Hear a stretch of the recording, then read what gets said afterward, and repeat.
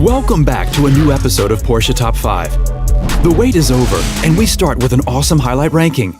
The Porsche Top 5 Most Thrilling GT Models. GT models have been part of the legacy of Porsche from the very beginning. They're all about performance in a street-legal sports car. But enough of the theory. Let's start right away with the Porsche Cayman GT4 models. Performance is probably one of the most frequently mentioned things when being asked about GT models, and that is true. The GT4 is a thoroughbred performance machine. The mid-engine sports car is by far a perfect car for the track. But contrary to its racing brother, the GT4 Club Sport, this GT4 is road legal. Looking at the huge rear wing and the front design, you can definitely see what this car is made for. But there are more models to be considered. Next in line is the 911 GT3. The 911 GT3 in general is probably the sports car every petrolhead would love to own.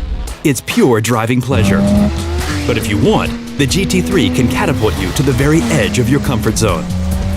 The 997's zero-lift aerodynamic concept means that aerodynamics of the 997 only create downforce and no grip-diminishing lift upwards, a crucial improvement for any track-loving owner of the GT3 models. Talking of track lovers, the next GT model will definitely hit their sweet spot, the 911 GT2. The first generation of GT2 Porsche models was built to meet the homologation requirements for GT2 class racing in the early 90s.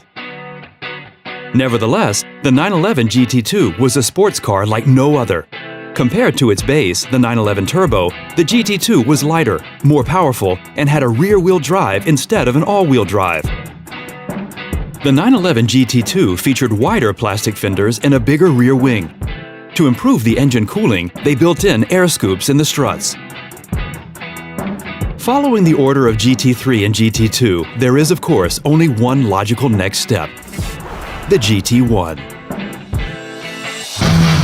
The homologation regulations for Le Mans and Grand Touring required one street-legal version in the late 90s.